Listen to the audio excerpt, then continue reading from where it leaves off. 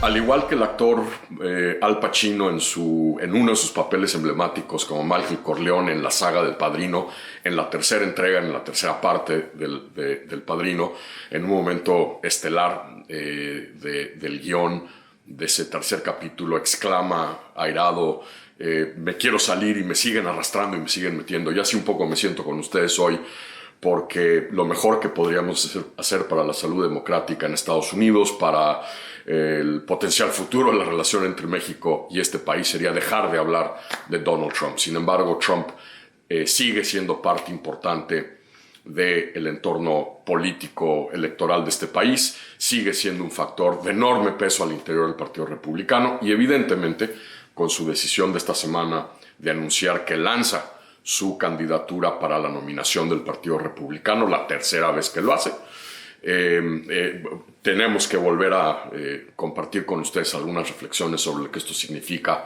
para no solo la política estadounidense camino al 2024 y estas elecciones presidenciales claves que habrá en este país, sino también incluso lo que implica por la presencia de Donald Trump en la contienda para la agenda con México. Hay que decirlo sin rodeos, al presidente Trump le fue muy mal en las elecciones intermedias. No estaba en la boleta, evidentemente, él, pero de otra manera lo estaba con toda una serie de candidatos que el expresidente avaló, apoyó, acompañó en eventos de campaña, muchos de los cuales además abrevan de la teoría de la conspiración, de la elección, de la patraña, de la elección robada del 2020, candidatos que además de haber llegado a lugares de cargo público hubieran sido una verdadera amenaza a procesos estatales, locales, federales con respecto a las elecciones y a la vitalidad democrática del país. A pesar de este mal resultado, el presidente decidió lanzar su candidatura. Quizá es la razón por lo que lo ha hecho y también quizá con el rabillo del ojo viendo pues, el proceso de investigación que a raíz de las audiencias en el Congreso el Departamento de Justicia está llevando a cabo sobre su papel en los actos sediciosos del 2020 y quizá está buscando, digamos, protegerse de una posible acusación formal. Sea la razón por la cual el expresidente haya decidido ir adelante con sus planes a pesar del mal resultado que para él significa las elecciones intermedias del 8 de noviembre, la gran interrogante va a ser si el liderazgo republicano lo va a abandonar o si, como lo han hecho en ocasiones anteriores, han señalado que quieren romper con él, que quieren terminar con el peso y el control que el presidente Trump tiene sobre el aparato del Partido Republicano, pero a la hora de los guamazos, se doblan. Ha sido un liderazgo y un partido en general que se ha trompizado completamente estos 2 años. Es un partido que ha perdido toda brújula moral, es un partido que en buena parte ha perdido, con algunas muy honrosas excepciones, su columna vertebral. La gran pregunta ahora es si precisamente por lo mal que le fue al expresidente, los candidatos que la avaló, si el liderazgo republicano finalmente buscará distanciarse del expresidente. El expresidente Trump evidentemente ya ha empezado a atacar al líder de la minoría republicana en el Senado, el senador Mitch McConnell, a algunos de los gobernadores republicanos, particularmente a Glenn Youngkin aquí en el estado de Virginia, aquí al lado de D.C.,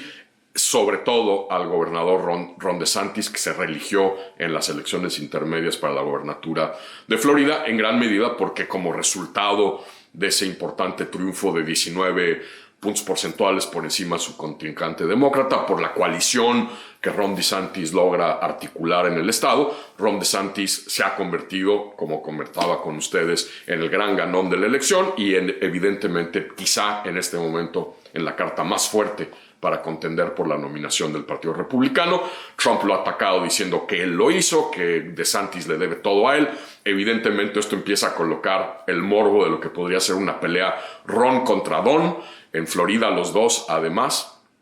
Pero lo que es un hecho es que el presidente, a diferencia del 2020, en donde nadie en el Partido Republicano se atrevió a buscar la nominación para las elecciones presidenciales del 2020. Ahora el presidente va a tener competencia, va a haber varios candidatos que me parece que se van a lanzar, oliendo que el expresidente está debilitado.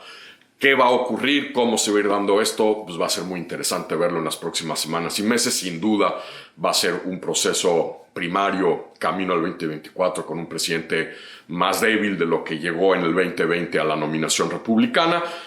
Sin embargo, habiendo dicho todo esto, quien descarte a Trump hoy por hoy como alguien que no tiene ninguna oportunidad de convertirse, de erigirse en el candidato republicano, se equivocarían de igual manera que nos equivocamos tantos de nosotros en el 2016 cuando Trump lanza su nominación y todos pensábamos que pues, lo iban a barrer gentes como Jeb Bush, como Marco Rubio, como algunos de los gobernadores que contendieron. Sería un error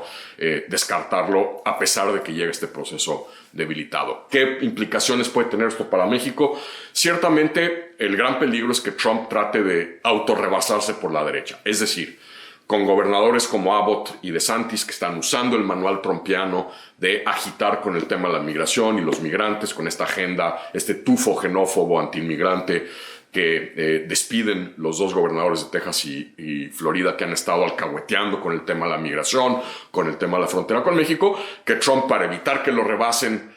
por la derecha como más duros, quiera doblar la apuesta y, digamos, ahonde este discurso anti-migrante, anti-mexicano, México como la gran amenaza a la seguridad nacional de Estados Unidos en la frontera. Hay otro peligro además, que DeSantis, que viene en un estado en donde ha habido reiterados intentos proteccionistas para blindar a la industria agrícola del estado, sobre todo en materia de tomate, de moras, de hortalizas, frente a las exportaciones agropecuarias mexicanas, quiera, digamos, atacar a Trump precisamente con el argumento de tú dijiste que el TLC era el peor